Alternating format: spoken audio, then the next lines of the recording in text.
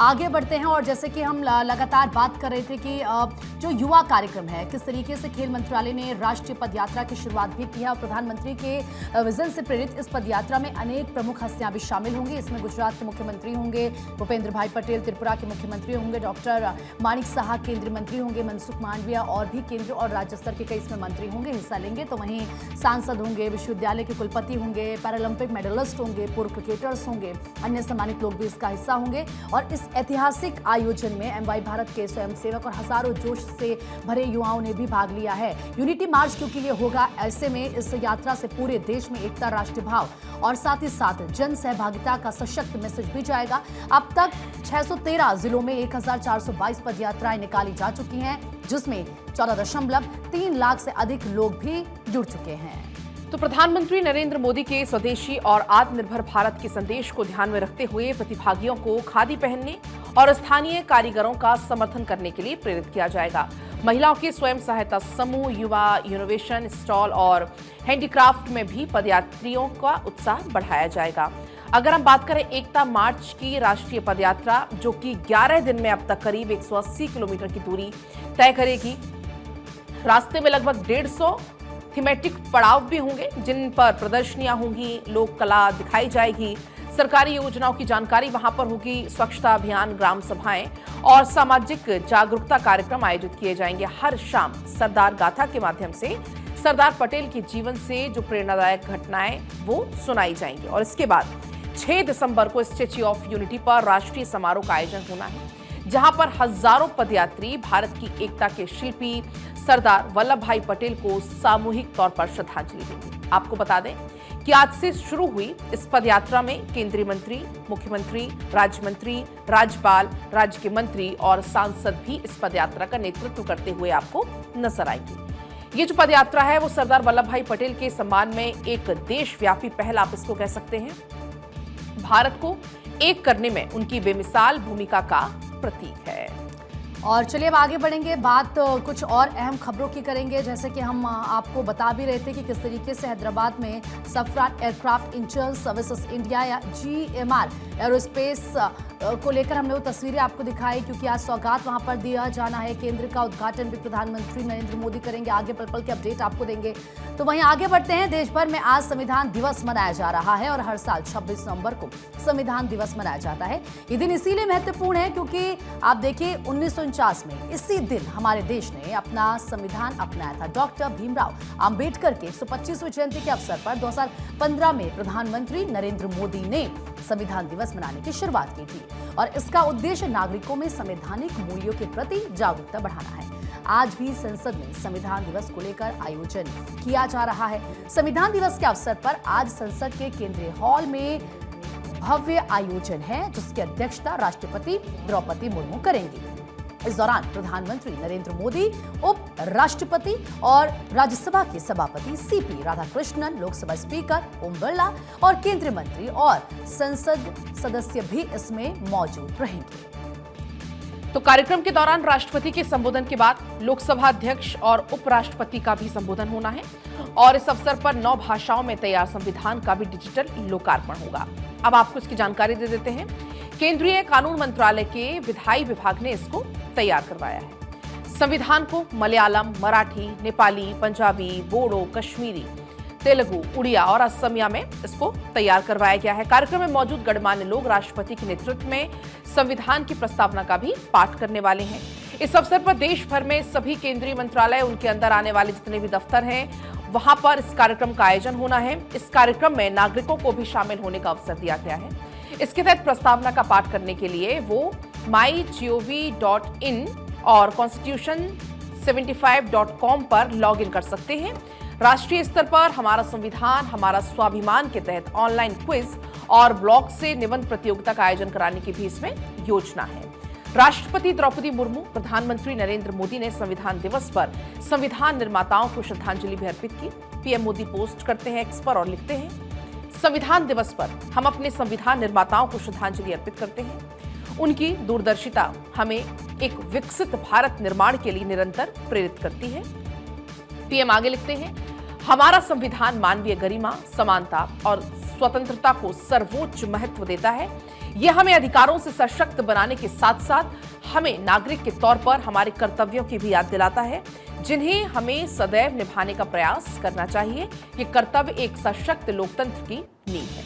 आइए हम अपने कार्यों के माध्यम से संवैधानिक मूल्यों को सुदृढ़ करके अपनी प्रतिबद्धता को दोहराएं।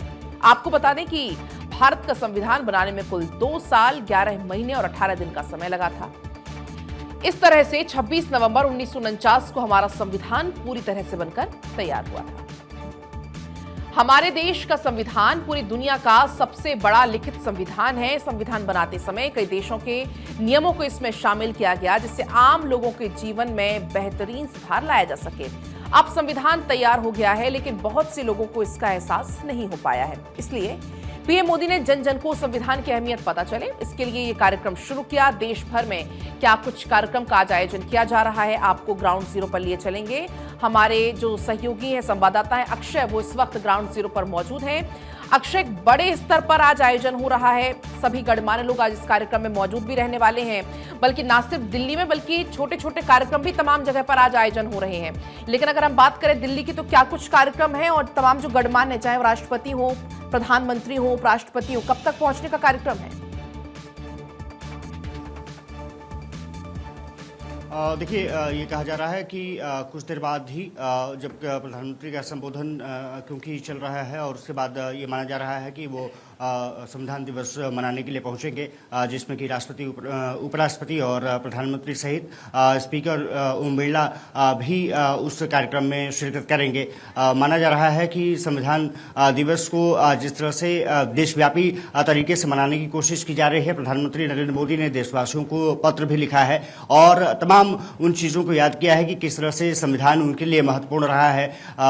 बिरसा मुंडा की जयंती की बात रही हो, उसका जिक्र किया गया है। साथ ही साथ सरदार पटेल को याद करते हुए कहा है कि 150वीं जयंती वर्ष देश मना रहा है, और किस तरह से इन महापुरुषों का योगदान देश के स्वाधीनता में और उसके बाद रहा है। किस तरह से संविधान हमारी जो लिखित दस्तावेज है, किस तरह से देश को अपनी दशा और दिशा तय करने में मदद करता रहा है। संविधान के भरोसे के कारण ही उन्होंने कहा कि जब मैं मुख्यमंत्री था तमाम कार्यों में शिरकत किया था। 2014 का जिक्र उन्होंने किया, जब सांसद बनने के बाद वो जब संविधान के रास्ते से ही, जब अब क्योंकि सदन परिवर्तित हो गया है, तो संविधान जो सदन है उसकी जो सीढ़ियाँ थी उनको प्रधानमंत्री ने अपना सर झुका करके नमन किया था, और उसके बाद अपनी यात्रा प्रधानमंत्री के रूप में शुरू की थी। देशवासियों से भी उम्मीद जताई है कि जब 2047 भारत अपने स्वतंत्रता के 100 साल मना रहा होगा, उस समय भी जो संविधान की झलक है वो अलग तरीके से देखने को मिलेगी, क्योंकि उसके भी लगभग 100 साल पूरे होने वाले होंगे। साफ तौर पे कहा जा सकता है कि आज सदन में कार्यक्रम और उसके बाद देश में भी अलग अलग जगहों पर संविधान दिवस मनाया जा रहा है, और प्रधानमंत्री नरेंद्र मोदी ने अपने पत्र के जरिए देशवासियों को उनके जो कार्य हैं, जो उनका अधिकार है, उसको भी याद दिलाया है। साथ ही साथ जो कर्तव्य हैं देश के प्रति, उसको भी उन्होंने याद दिलाने की कोशिश की है कि किस तरह से देश की सरकारें और देश की सत्ता आम नागरिकों के जीवन को बेहतर बनाने के लिए काम कर रही है। संविधान उसमें महत्वपूर्ण भूमिका निभा रहा है। वैसे ही देश के प्रत्येक नागरिकों का कर्तव्य भी है कि संविधान की रक्षा करें, और आने वाले समय में भारत अगर विकसित भारत का जो विजन है उसको पूर्ण करने में मदद कर सकते हैं। पलक। बिल्कुल अक्षय, और ये भी प्रधानमंत्री की तरफ से आम नागरिकों से भी अपील की गई कि वो भी इसमें हिस्सा लें। फिलहाल बहुत आपका शुक्रिया पूरी जानकारी के लिए। आज उस काली रात की 7वीं बरसी है जब मुंबई की सड़कें खून से लाल हो गई थी। 26 नवंबर 2008 को लश्कर-ए-तैयबा के 10 आतंकवादियों ने भारत की आर्थिक राजधानी पर हमला कर दिया था। 4 दिनों तक चले इस हमले में 166 मासूम लोग मारे गए, जबकि 300 से ज्यादा घायल हुए। मुंबई हमले के आज 17 साल पूरे हो गए हैं, लेकिन देश आज भी उन नायकों को नहीं भूला है जिन्होंने अपनी जान की बाजी लगाकर सैकड़ों लोगों की जान बचाई। इस अवसर पर राष्ट्रीय सुरक्षा गार्ड यानी कि एनएसजी गेटवे ऑफ इंडिया पर एक विशेष कार्यक्रम आयोजित करेगा, और इस कार्यक्रम में संकल्प लिया जाएगा कि इस तरह का हमला दोबारा न हो। इस भव्य संकल्प समारोह में उन लोगों के परिवार को सम्मानित किया जाएगा जिन्होंने आतंकवादियों से लड़ते हुए अपने प्राणों की आहुति दी थी। इस हमले में बचे हुए लोगों और पीड़ितों को भी सम्मानित किया जाएगा। साथ में शाम को गेटवे ऑफ इंडिया को तिरंगे के रंग में रंगा जाएगा। इसके साथ ही एनएसजी ऐसी घटनाओं को दोबारा होने से रोकने का संकल्प भी दोहराएगा और नेवर एवर वर्ड को प्रोजेक्टर के जरिए दिखाया जाएगा, जिसका मतलब अब ये हमला कभी भी नहीं होगा। महाराष्ट्र के मुख्यमंत्री देवेंद्र फडणवीस ने आज 26/11 के शहीदों को श्रद्धांजलि दी। तो राष्ट्रपति द्रौपदी मुर्मू ने भी 26/11 के शहीदों को श्रद्धांजलि देते हुए लिखा, 26/11 मुंबई आतंकवादी हमले की बरसी पर मैं उन वीर जवानों को विनम्र श्रद्धांजलि अर्पित करती हूँ जिन्होंने हमारे देशवासियों की रक्षा के लिए अपने प्राणों की आहुति दी। राष्ट्र उनके सर्वोच्च बलिदान को कृतज्ञतापूर्वक स्मरण करता है। आइए हम सभी इस प्रकार के आतंकवाद का मुकाबला करने की अपनी प्रतिबद्धता को पुनः पुष्टि करें। आइए हम सब मिलकर एक सशक्त और समृद्ध भारत के निर्माण के संकल्प के साथ प्रगति के पथ पर आगे बढ़ें। 26/11 मुंबई हमले की बरसी पर गृह मंत्री अमित शाह ने भी शहीदों को श्रद्धांजलि अर्पित की और एक्स पर पोस्ट करते हुए अमित शाह लिखते हैं, साल 2008 में आज ही के दिन आतंकियों ने मुंबई पर कायराना हमला कर विभत्स और अमानवीय कृत्य किया। मुंबई आतंकी हमले का डटकर सामना करते हुए अपना बलिदान देने वाले वीर जवानों को मैं नमन करता हूं। इस कायराना हमले में अपनी जान गंवाने वाले सभी लोगों के प्रति मैं अपनी श्रद्धांजलि अर्पित करता हूं। आतंकवाद किसी एक देश के लिए नहीं बल्कि पूरी मानव जाति के लिए बहुत बड़ा अभिशाप है। इसका जिक्र अमित शाह करते हैं और लिखते हैं, मोदी सरकार की आतंक के खिलाफ जीरो टॉलरेंस की नीति स्पष्ट है जिसे पूरा विश्व सराह रहा है और भारत के आतंक विरोधी अभियानों को व्यापक समर्थन दे रहा है। मुंबई 26/11 आतंकी हमले की बरसी पर उत्तर प्रदेश के मुख्यमंत्री योगी आदित्यनाथ ने भी घटना में शहीद हुए लोगों को श्रद्धांजलि दी और लिखा, एक्स पर पोस्ट करके लिखा कि मुंबई में 26/11 के कायरतापूर्ण आतंकी हमले में बलिदान हुए सभी निर्दोष नागरिकों और वीर सुरक्षा कर्मियों को विनम्र श्रद्धांजलि। राष्ट्र उनके बलिदान को कभी नहीं भूलेगा। नया भारत आतंक के हर रूप के निर्मूलन हेतु एकजुट है। मुंबई हमले के शहीदों के सम्मान को लेकर आज मुंबई में कई सारे कार्यक्रम का आयोजन भी किया जा रहा है, इसलिए आपको सीधे मुंबई ही लिए चलते हैं। हमारे संवाददाता सत्यप्रकाश हमारे साथ इस वक्त जुड़ गए हैं।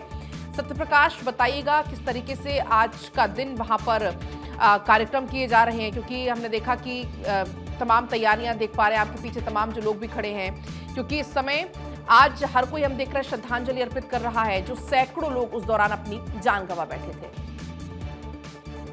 बिल्कुल, देखिए आज मुंबई हमले की 17वीं वर्षगांठ है और ऐसे में आज मुख्यमंत्री देवेंद्र फडणवीस, डिप्टी सीएम अजीत पवार और डिप्टी सीएम एकनाथ शिंदे ने मुंबई सिटी ऑफिस में तमाम उन वीर जवान शहीदों को श्रद्धांजलि दी है और इसी तरह का कार्यक्रम आज पूरे मुंबई में किया जाएगा। खासकर मुंबई के 94 पुलिस स्टेशन और 102 ट्रैफिक पुलिस स्टेशन में इस तरह की तस्वीरें लगाकर उन्हें श्रद्धांजलि दी जाएगी। यह तस्वीरें मुंबई के बोरीवली की है, जहां पर देख पाएंगे कि बड़ी संख्या में लोग जो है तमाम उन वीर जवान शहीदों को श्रद्धांजलि दे रहे हैं जिन्होंने 26/11 में अपनी जान गंवाकर मुंबई को सुरक्षित रखने का काम किया है। और यही वजह है कि आज के दिन मुंबई के अलग अलग इलाकों में इस तरह की तस्वीरें देखने को मिलती है, जब लोग जवानों को श्रद्धांजलि देते हैं, उन्हें नमन करते हैं, उन्हें आदरांजलि देते हैं।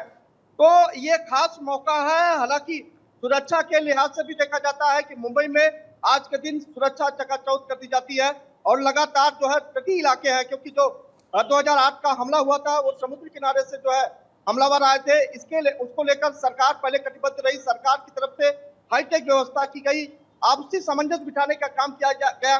समुद्री किनारों पर जो है नेवी और कोस्ट गार्ड आपसी तालमेल के साथ कैसे सुरक्षा को नया आयाम दे सकते हैं, एआई के द्वारा कैसे इंफॉर्मेशन तुरंत हमें मिल सकती है, इसका खासा ख्याल रखा गया। इन तमाम लोगों से भी हम बातचीत कर लेते हैं। सर, किस तरह से आज आप लोग श्रद्धांजलि दे रहे हैं?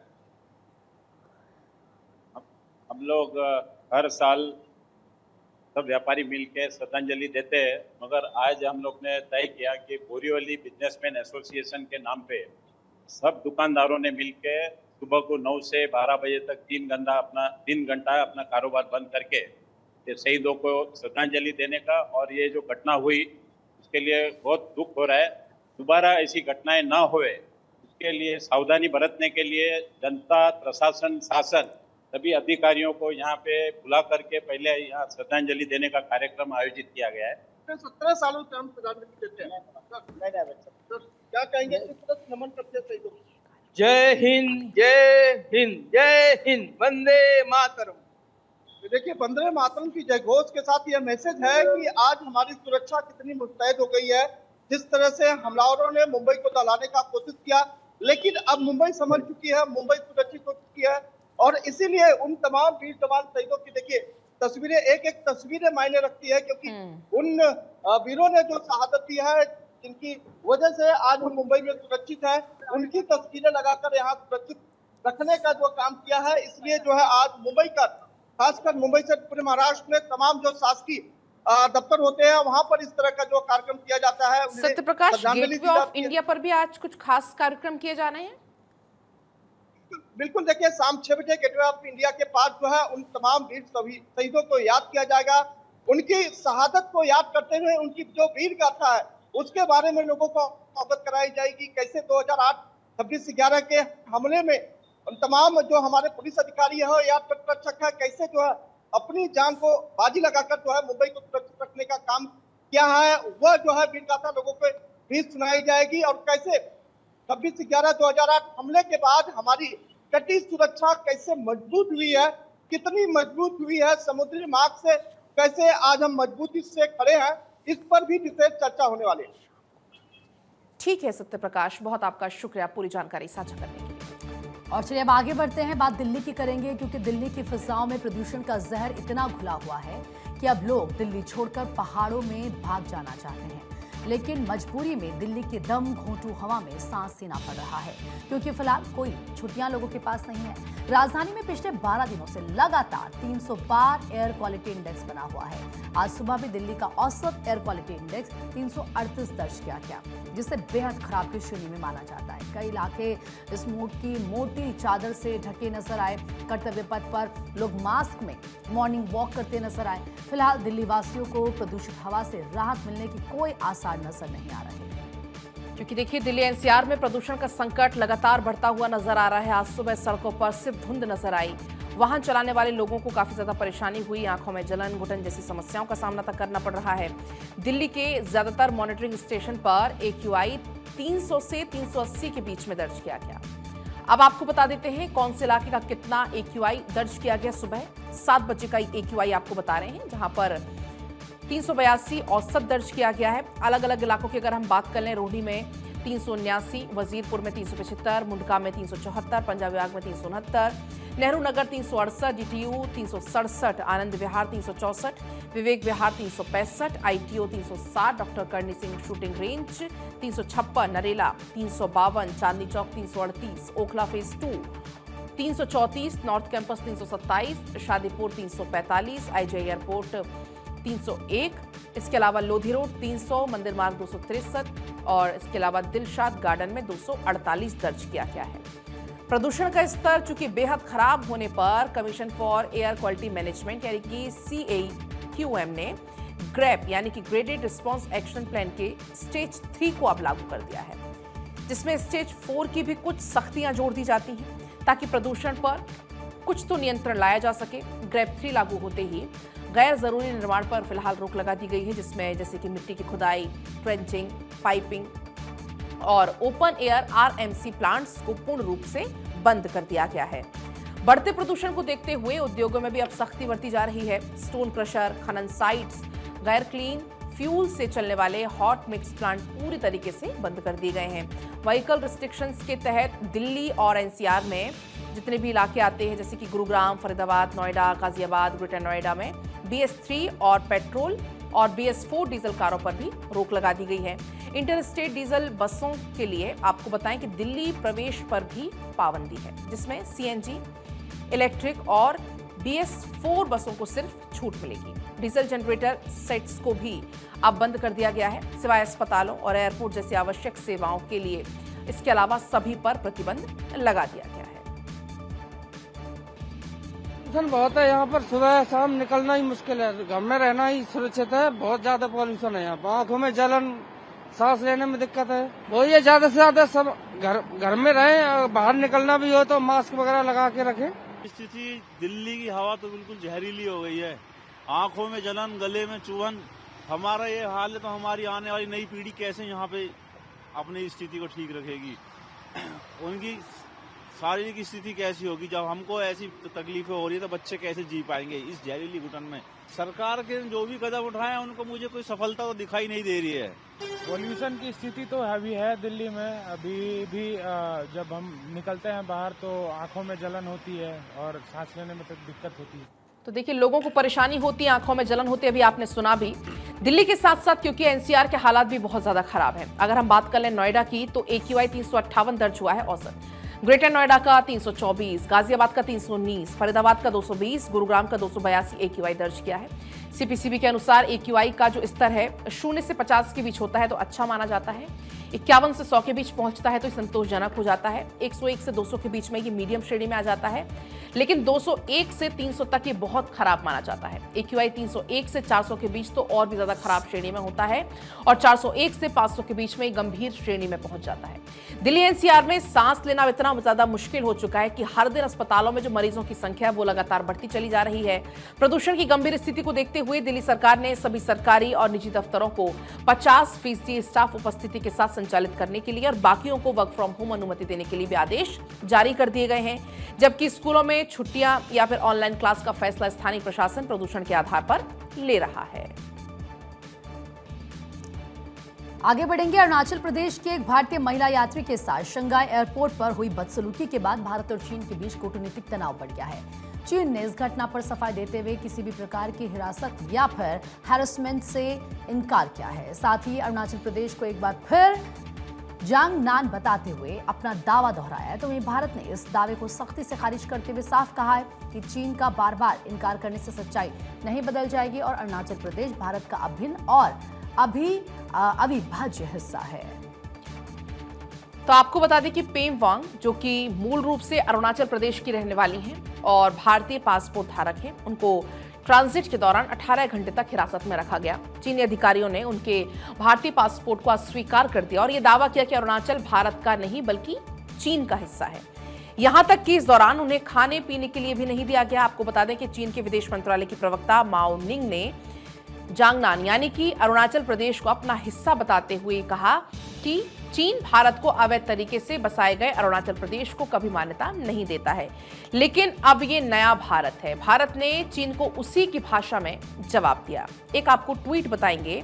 भारत के विदेश मंत्रालय के प्रवक्ता रणधीर जायसवाल ने एक्स पर पोस्ट करते हुए ये कहा, हमने अरुणाचल प्रदेश के एक भारतीय नागरिक को मनमाने ढंग से हिरासत में लेने के बारे में चीनी विदेश मंत्रालय के बयान हमने देखे हैं, जिसके पास वैध पासपोर्ट था और वो जापान जाने के लिए शंघाई इंटरनेशनल एयरपोर्ट से गुजर रही थी।